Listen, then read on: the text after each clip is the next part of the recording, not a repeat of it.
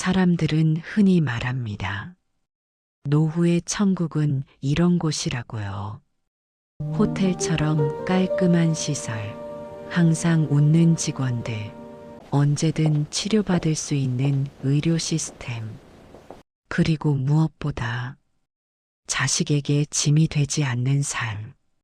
저 역시 그렇게 믿었습니다. 노후를 위해 준비된 곳이라면 그 안에서는 아무 걱정 없이 편안하게 살 수 있을 거라 생각했죠. 하지만 그 믿음은 틀렸습니다. 저는 85세가 되던 해 사람들이 노후의 천국이라 부르던 그곳에서 도망쳐 나왔습니다. 이것은 제 이야기입니다. 그리고 어쩌면 당신의 미래 이야기일지도 모릅니다. 지금부터 그 안에서 무슨 일이 있었는지 천천히 들려드리겠습니다.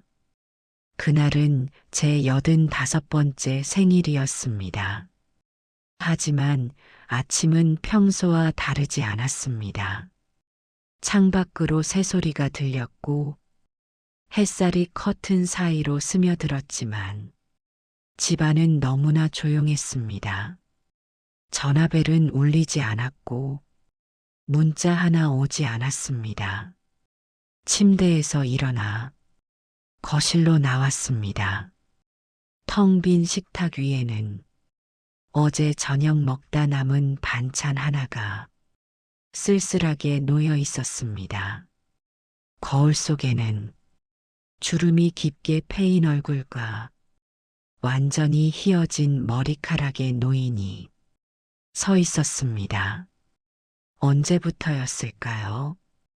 거울 속 제 모습이 이렇게 낯설어진 것이 벽 한쪽에 걸린 가족 사진을 보며 문득 이런 생각이 스쳤습니다.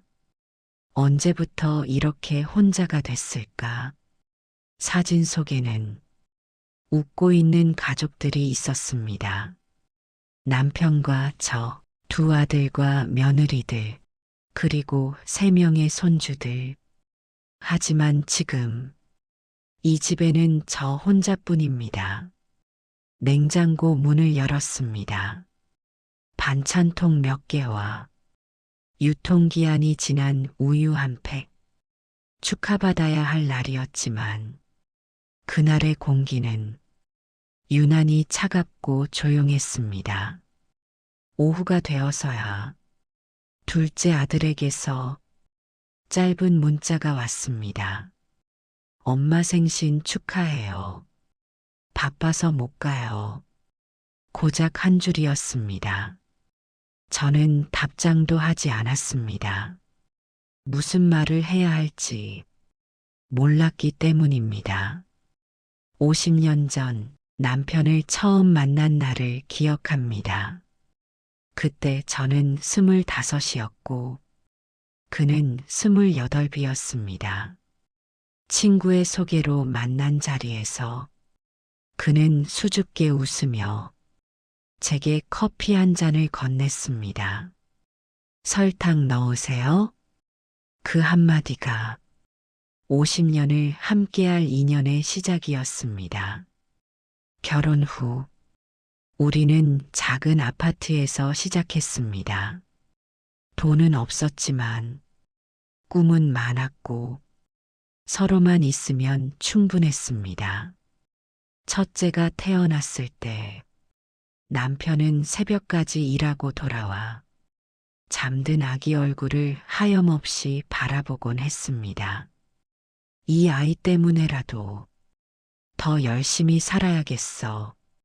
그렇게 말하던 그의 눈빛을 저는 아직도 기억합니다. 둘째가 태어나고 집을 마련하고 아이들이 학교에 다니기 시작했습니다. 그 모든 시간 속에 남편은 늘 제 곁에 있었습니다.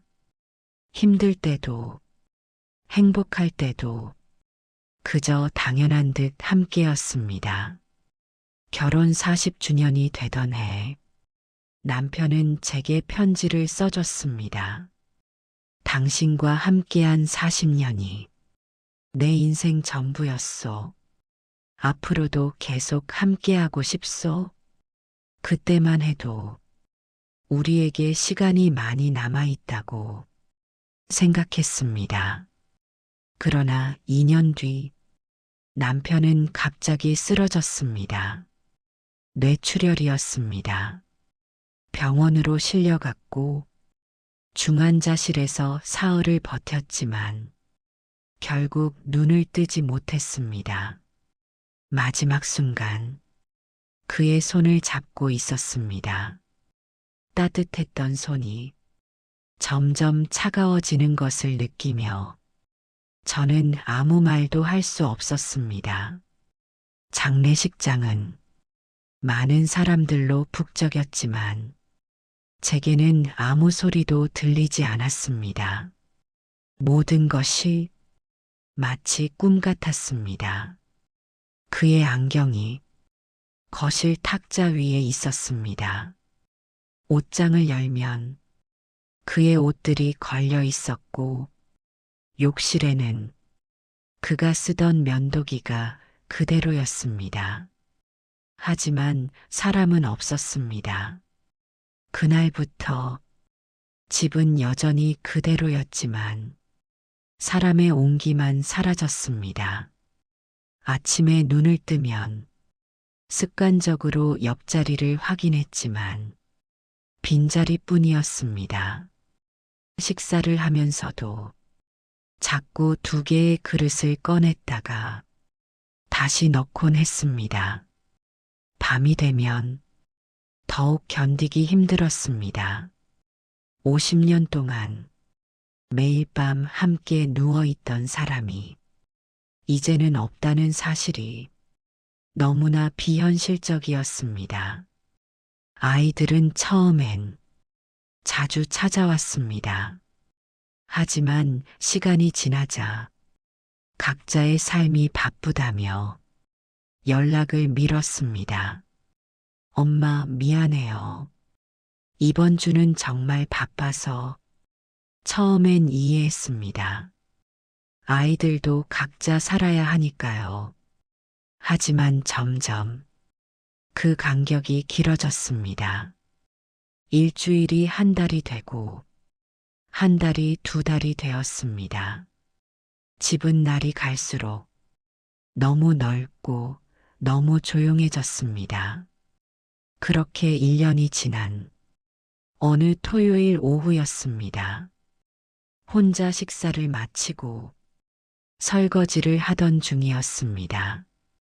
초인종 소리가 울렸습니다.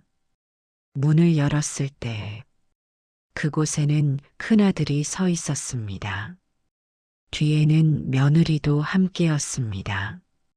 엄마 갑자기 와서 놀랐죠? 반가웠습니다. 오랜만에 보는 아들이었으니까요.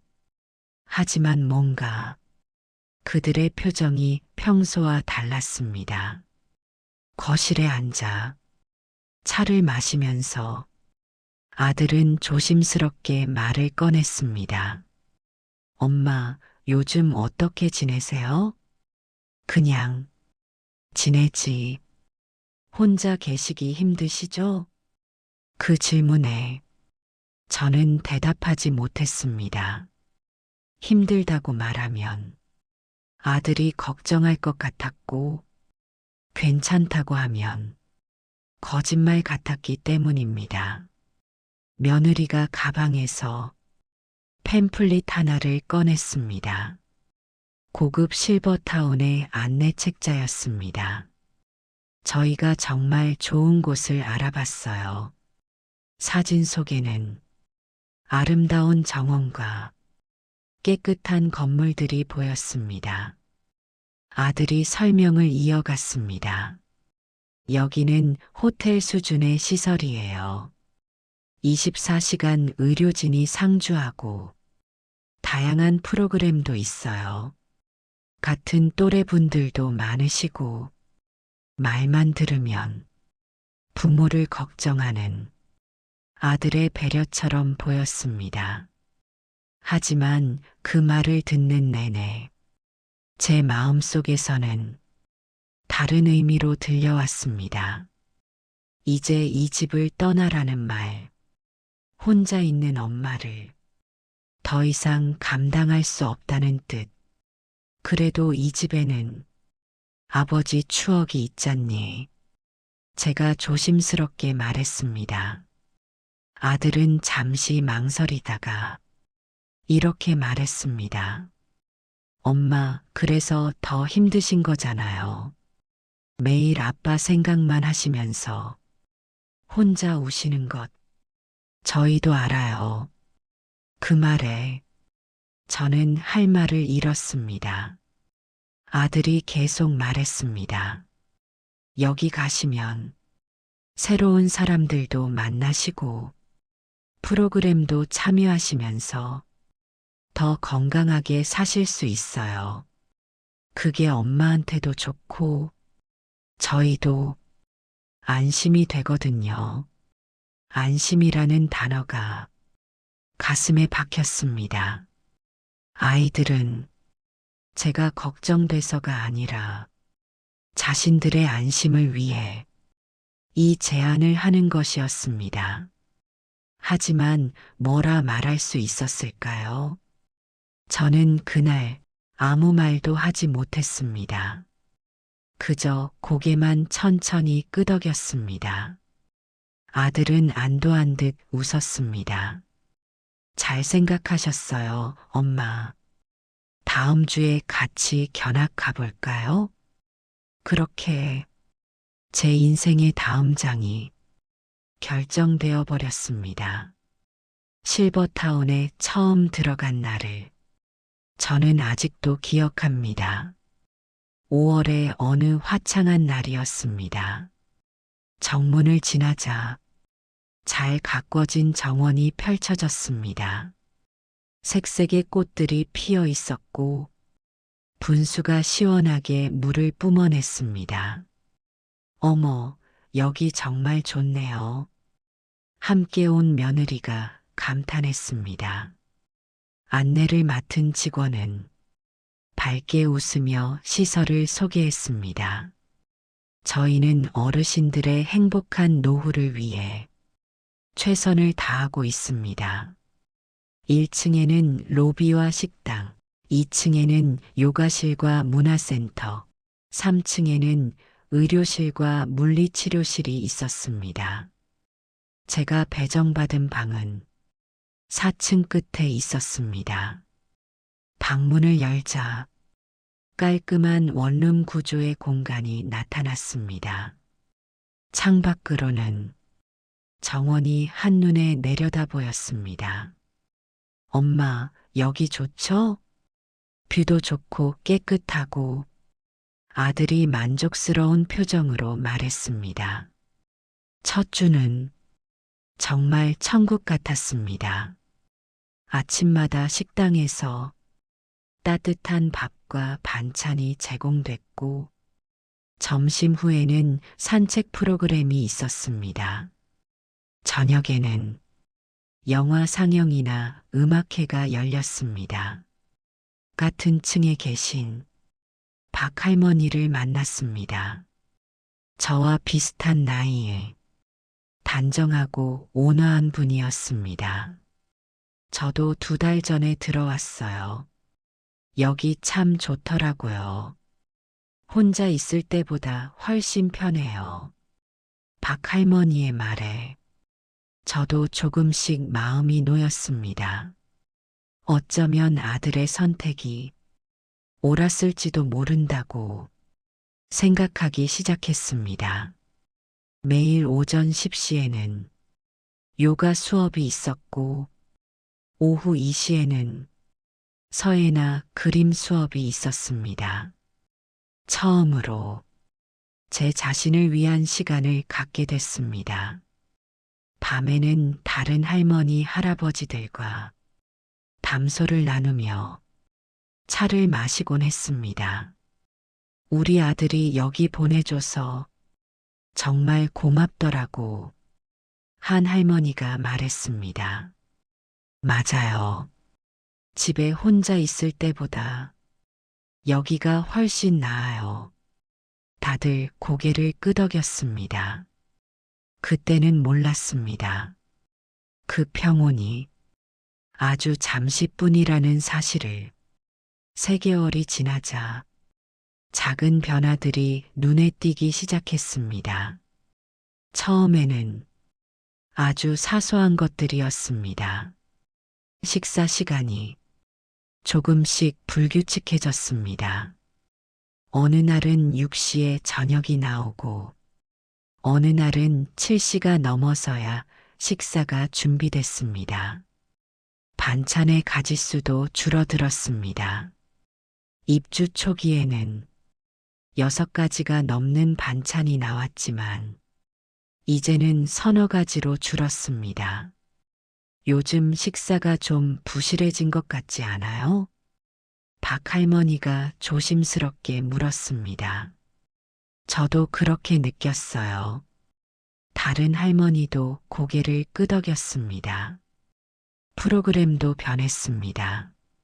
매주 있던 음악회가 한 달에 한 번으로 줄었고 매일 있던 요가 수업이 주 3회로 바뀌었습니다. 일정이 조정됐습니다. 직원들은 간단히 설명했지만 이유는 알려주지 않았습니다. 직원들의 태도도 조금씩 달라졌습니다. 처음에는 항상 밝게 웃으며 눈을 마주치고 인사했는데 이제는 형식적으로 고개만 까딱이고 지나갔습니다. 어느 날 밤 박 할머니가 저를 찾아왔습니다. 얼굴이 창백했고 손이 떨리고 있었습니다. 어떡하죠? 제 연금 통장에서 이상한 돈이 빠져나갔어요. 얼마나요? 50만 원이요. 추가 비용이라고 하는데 저는 아무것도 신청한 적 없어요.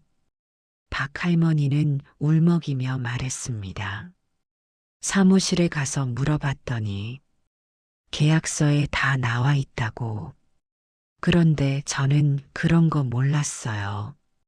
저도 제 통장을 확인해 봤습니다. 계약 때 약속된 금액보다 더 많은 돈이 빠져나가고 있었습니다. 그때부터 불안감이 커지기 시작했습니다.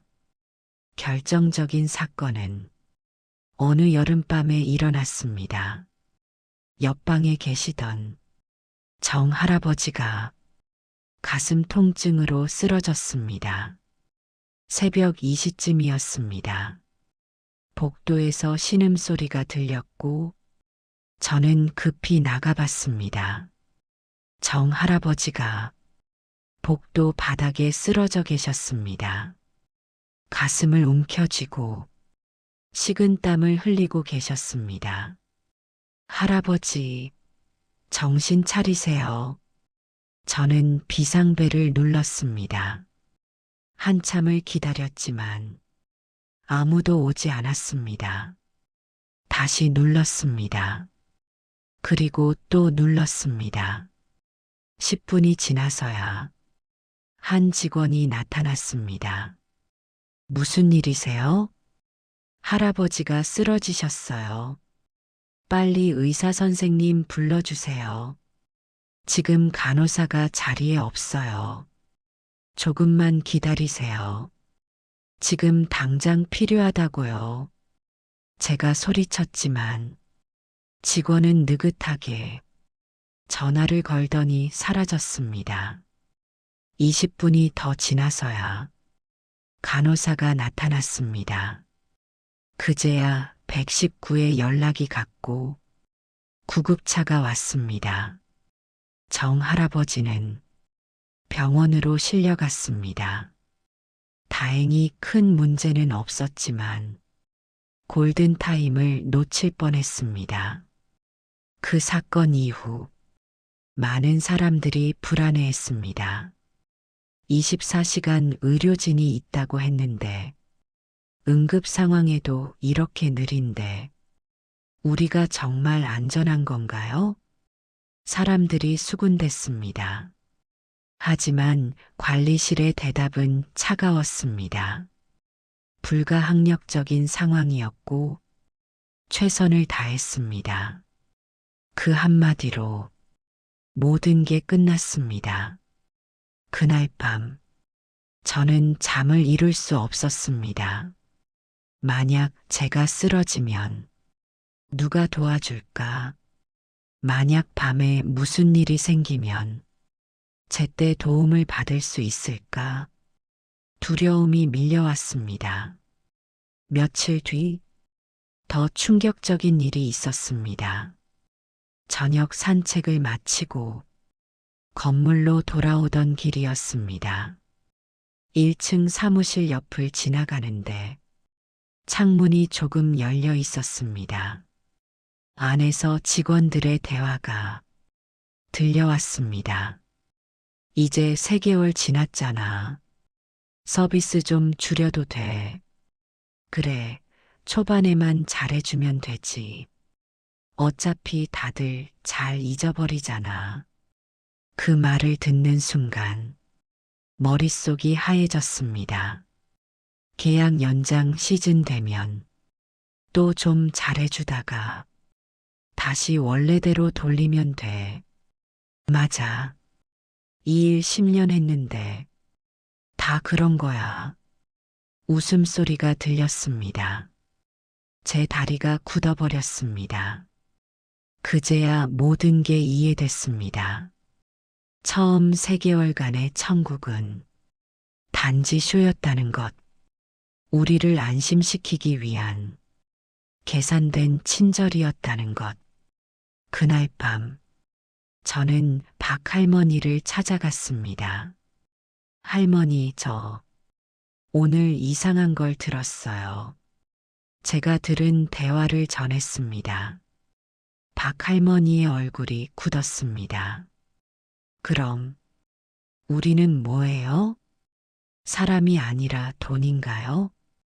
우리는 오랫동안 말없이 앉아 있었습니다.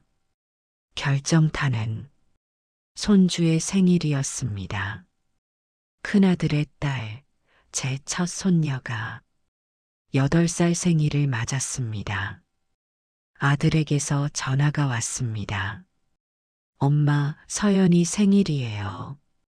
저녁에 집에서 파티하는데 오실 수 있으세요? 그럼 당연하지. 저는 기뻤습니다. 오랜만에 손주를 볼 수 있다는 것, 가족들과 함께 할 수 있다는 것이 너무 좋았습니다. 하지만 사무실에 가서 외출 신청을 하자 예상치 못한 답이 돌아왔습니다. 죄송합니다만 저녁 시간 외출은 불가능합니다. 손주 생일인데요. 잠깐만 다녀올게요. 규정상 저녁 7시 이후 외출이 안 됩니다. 안전 문제 때문이에요. 제 가족이 데려다 줄 텐데요. 규정입니다. 그 단호한 말에 저는 할 말을 잃었습니다. 방으로 돌아와 아들에게 전화했습니다. 미안하다. 못 갈 것 같아. 네. 왜요? 여기서 저녁엔 나갈 수 없대. 잠시 침묵이 흘렀습니다. 알겠어요. 서연이한테 말할게요. 전화를 끊고 손녀에게 전화를 걸었습니다. 할머니, 오늘 와. 밝고 순수한 목소리였습니다. 서연아, 할머니가 못 갈 것 같아. 왜? 할머니가 바빠서. 거짓말이었습니다. 바쁜 게 아니라 나갈 수 없었습니다. 그래도 와. 보고 싶어. 전화기 너머로 손녀의 실망한 목소리가 들렸습니다. 전화를 끊고 저는 한참을 울었습니다. 그때 알았습니다. 나는 보호받는 노인이 아니라 통제받는 존재라는 것을.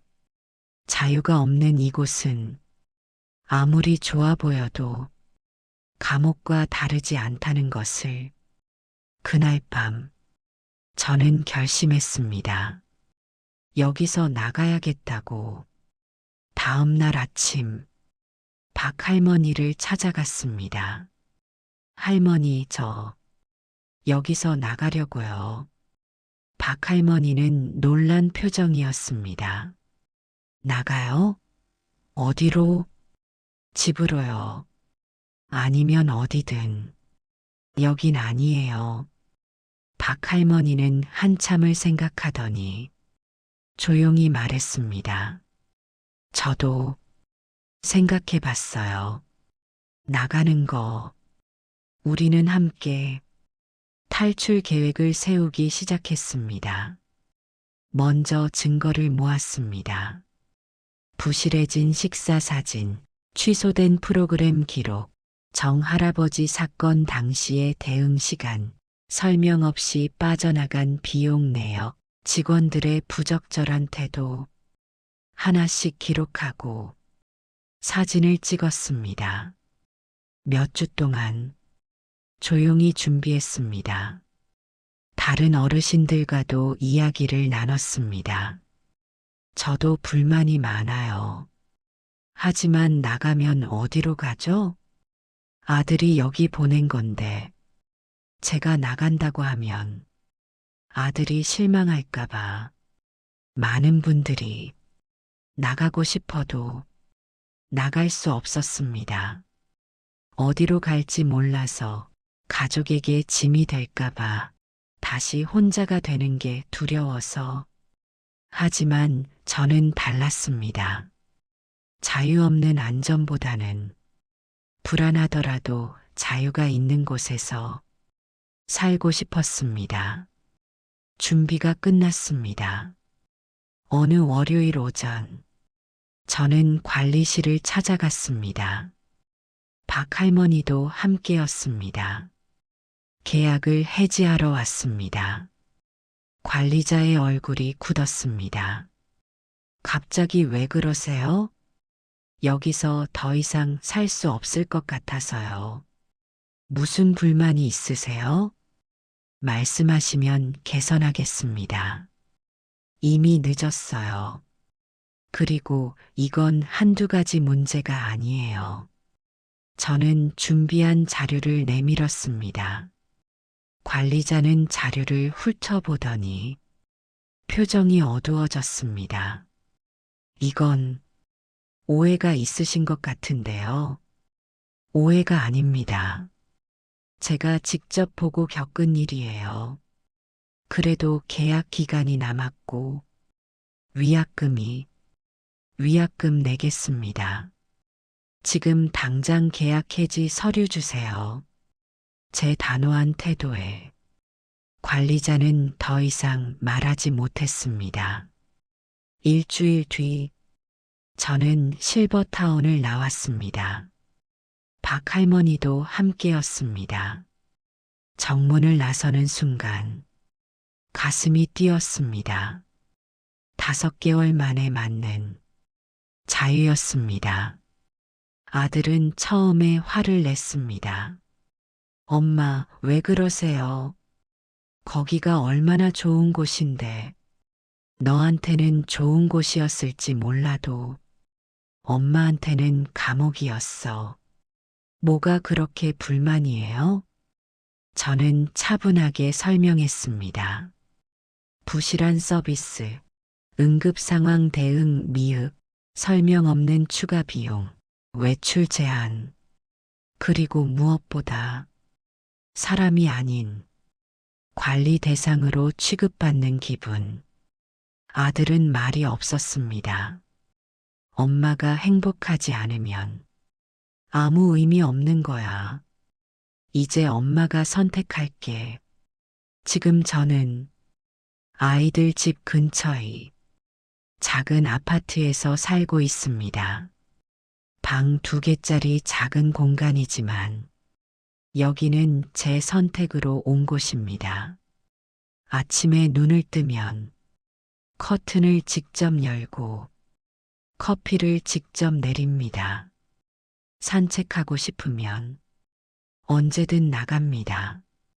저녁에 손주 집에 가고 싶으면 그냥 갑니다. 아무도 제지하지 않습니다. 작은 자유들이지만 이 자유가 저를 다시 살아있게 만들었습니다. 이제 이야기를 마무리하려 합니다. 편안함이 행복을 보장하지는 않습니다. 선택할 수 없는 삶은 아무리 좋아 보여도 감옥과 다르지 않습니다. 모든 실버타운이 나쁘다는 말은 아닙니다. 분명 좋은 곳도 있을 것입니다. 진심으로 어르신들을 돌보는 곳도 있을 것입니다. 하지만 반드시 이 질문들은 던져야 합니다.